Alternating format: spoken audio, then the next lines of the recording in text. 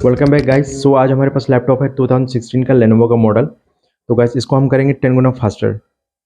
तो चलिए इसके लिए हमें चाहिए होगी SSD 512 GB सैमसंग की। Oh my god! Wow! तो गाइस ये मार्केट में इजीली आपको 5000 से ऊपर ही मिलती है SSD 512 GB सैमसंग की। बट अगर आप इसको ऑनलाइन परचेज करते हो या फिर होलसेलर से लेते हो, आपको इजीली 3500 टू 4500 तक की मिल जाती है। तो गाइस इसके बैकग्राउंड को ओपन करते हैं और उसके बाद करते हैं इसका इंस्टॉलेशन। तो गैस आप ऐसी ही मज़ेदार वीडियो मेरे चैनल पे आते रहती है, तो आप ज़रूर देखिए। अगर आपको कोई ट्रबल शूटिंग वीडियो बनानी है तो आप प्लीज़ कमेंट कीजिए, ताकि मैं उस पर थोड़ा टाइम निकाल के आपके लिए वीडियो बना सकूं। तो जितने भी हार्डवेयर के और सॉफ्टवेयर की इंस्टॉलेशन होती है, उनकी कॉन्फ़िगरेशन होती है, कुछ प्रॉब्लम्स होती हैं, तो सारे मैं चैनल पर डालते रहता हूँ जैसे जैसे मुझे लगता है कि मुझे इस पर वीडियो बनाना चाहिए। तो आज बने रहिए मेरे साथ और ऐसी मज़ेदार वीडियो के लिए। तो गैस ये बैक पैनल ओपन हो चुका है इसका, इस तरह से। तो बैक पैनल ओपन होने के बाद कुछ इस तरह से आपको दिखेगा। तो ये है बैक साइड पे हार्ड डिस्क। हम इसको यहीं पे रखेंगे, इसको हम एज ए स्टोरेज यूज़ करेंगे।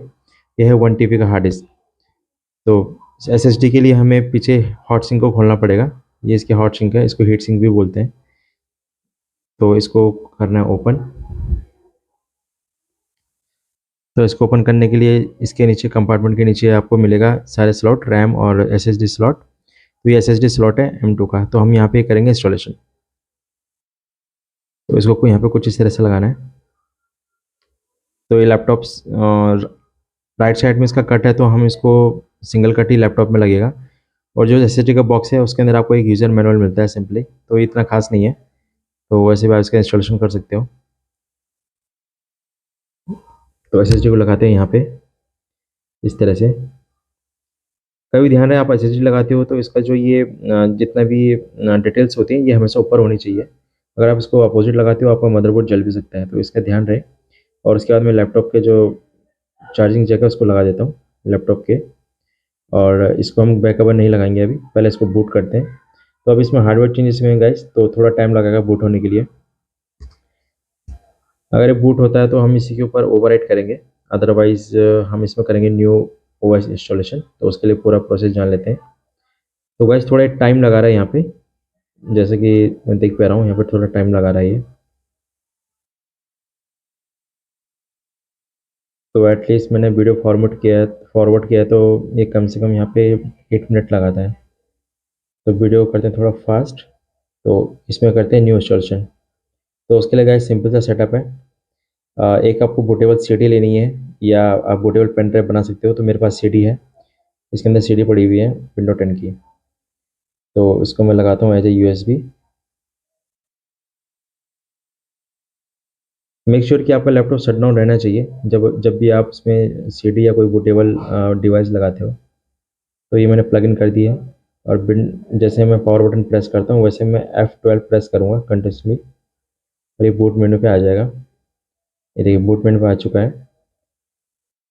तो मुझे यहाँ पर सेलेक्ट करना है अपना हार्ड ड्राइव, जितना भी बूटेबल ड्राइव है। तो सबसे नीचे EFI USB HDD RAM driver है, तो उसको करेंगे इंस्टॉल। तो इस पर मुझे जाके ओके करना है। तो गैस मैं इंस्टॉलेशन के स्टेप को मैं बीच में कट कर रहा हूँ, इस पर एक नया वीडियो आने वाला है। तो सारा प्रोसेस होने के बाद आपको विंडो कुछ इस तरह से दिखेगा, जितने भी आप फॉर्मेलिटीज़ करोगे। ये विंडो रेडी हो रहा है, गेटिंग डिवाइस रेडी 100% हो चुका है। अभी वीडियो काफ़ी फॉरवर्ड की है, तो इसलिए आपको लग रहा है कि जल्दी हुआ है, बट इसमें थोड़ा एटलीस्ट आधा घंटा का टाइम लगता है। ये ओपन हो चुका है अभी।